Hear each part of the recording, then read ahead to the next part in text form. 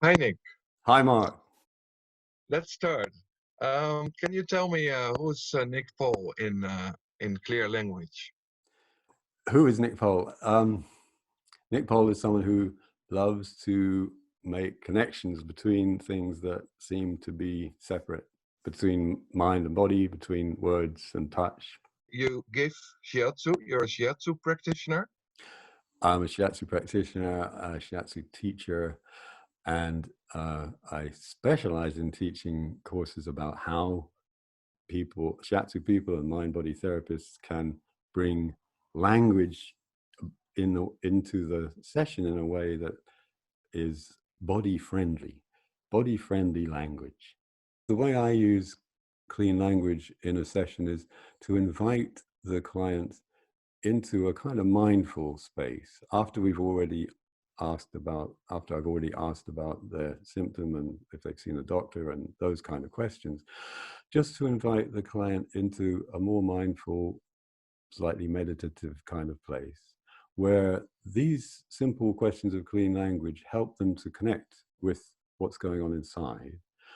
And as a person pays attention to what their body's trying to tell them, symptoms begin to shift, something new might come into an awareness, another part of the body might suddenly come into awareness, a metaphor might come to mind, a memory might come to mind, some traumatic memory can resurface, but in a safe kind of way.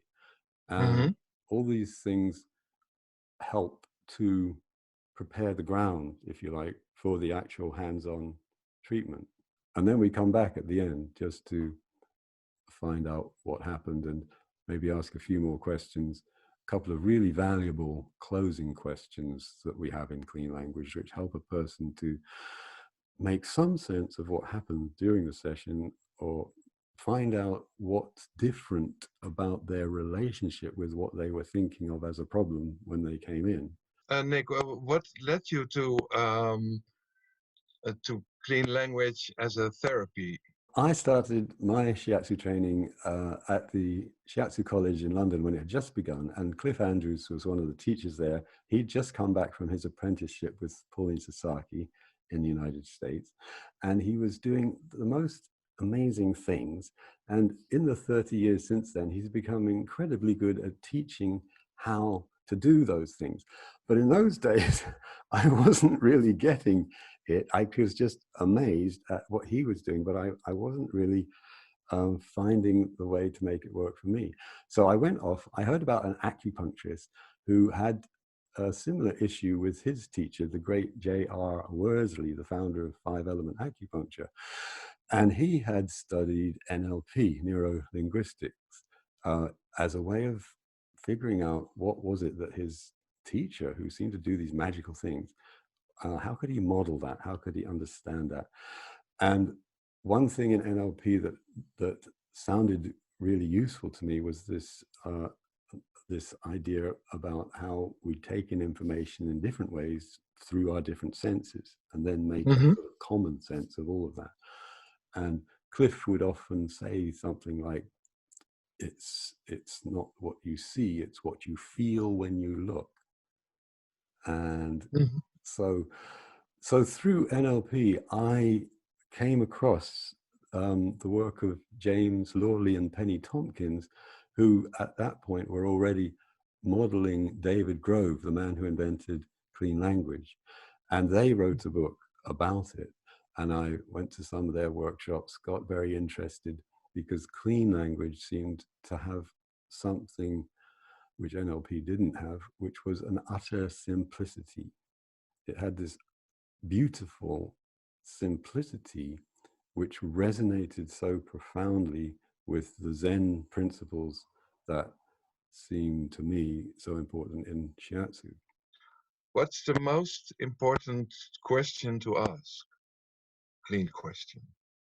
The simplest, easiest to remember question to ask is, um, and is there anything else about that, whatever the client just said?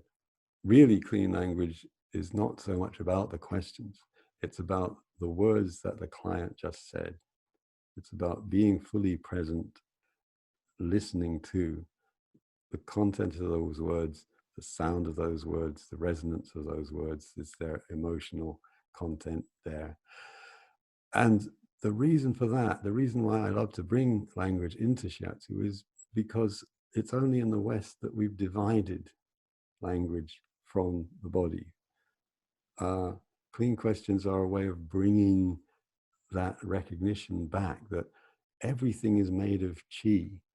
Words contain chi. It can be so important to recognize when a client uses a word that has that, contains that energy. If you ignore it, it's almost as if you're ignoring them. But if you open to it, you're beginning the shiatsu, as far as I'm concerned. You're beginning to work with the chi or the ki. And Nick, can you tell me what's the relation between your clean language and mindfulness? Yes, I think that's a really important point, because mindfulness is usually thought of as a way of being more curious about and more open to what is happening in the moment. That definition tends to come more from the psychological side of mindfulness. Mindfulness, of course, is also profoundly about being connected to your body. It's about your embodied experience of yourself and the world around you, not just what your head is telling you. And that's why Shiatsu is such a beautiful way to help people develop this sense of embodied experience. And when you sprinkle in a few questions into that process, then the mind and the body begin to realize that they are one thing. Is clean language a sort of psychotherapy? Clean language can be used as a form of psychotherapy, and that's what James Lawley and Penny Tompkins developed it as. It can also be used in many other contexts. It's used in education, it's used in academic research, it's used in corporate interview techniques. Is it also possible to transfer it to other therapies? Part of the process in writing my book was to do some interviews with other mind-body therapists who were using clean language in different ways. Acupuncturists, craniosacral therapists, yoga teachers. It's very, very useful, for example, in teaching yoga or Tai Chi, to help people recognize and find some metaphor language for their embodied experience. And I'll give you another example, Mark. It's like very often in Shiatsu, a certain type of client can come from a very busy, exhausting life, lie down on the mat, have a very relaxing hour, get the benefit from it at a deep meridian level, but jump up, run back into their life, and in their conscious mind have no real conception of what happened or why, or, and they just go back into all the same old patterns, and they just assume that if they have a shiatsu once a month or whatever, that'll help.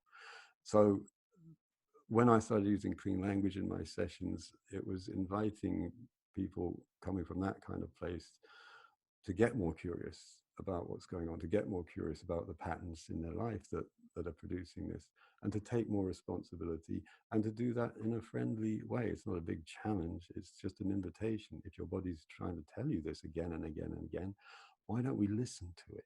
And here's some beautiful little questions which help you to listen and to make sense. And for some people it works. For some people, they really don't want to do that, and that's fine. I respect it. I don't force people to have clean language. If they want to lie down, they can lie down. Do I answer my answers to you or to myself? Beautiful question. That's the whole point. That's what I say to my clients at the beginning. This is not about a psychotherapeutic conversation between you and me. This is about how can I ask you the kind of questions that help you have a conversation with yourself. And the reason it's called clean language is these questions make it very difficult for me as a therapist to impose my ideas, my theories, my desires to get results.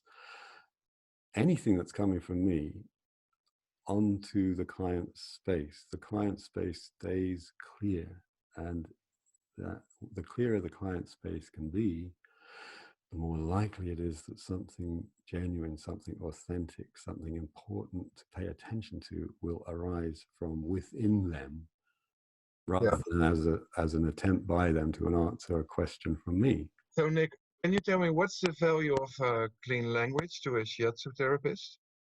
Yes, apart from the things I've already mentioned about helping the client to take more responsibility, helping the client to develop this mindful connection with their own body, a surprising thing about clean language is that it's, for me, I certainly found this to be true.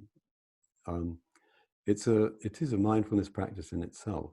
It's a kind of meditation, really, because you can only ask clean questions.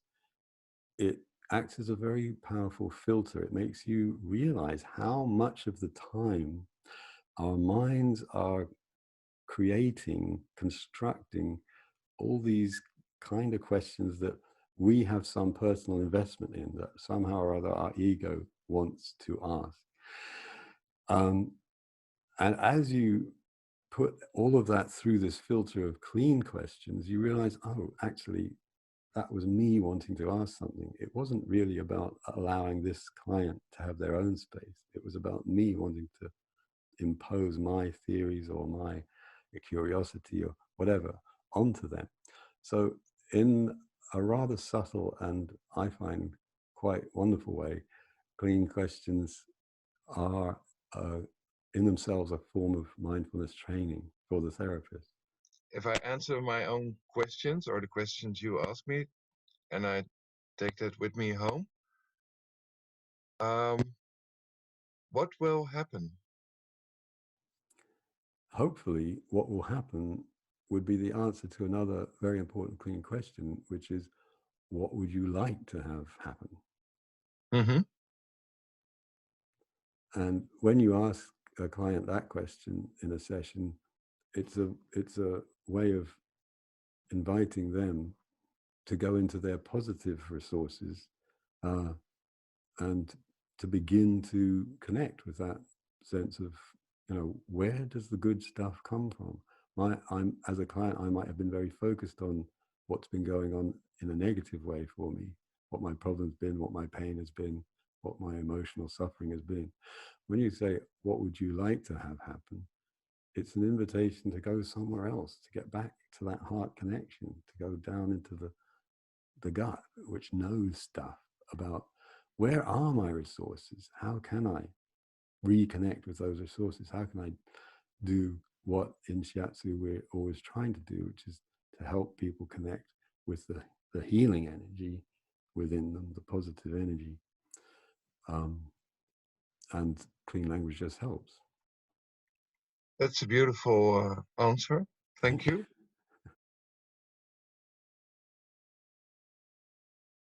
Do you have is there a demo somewhere where I can see you asking clean questions to somebody else?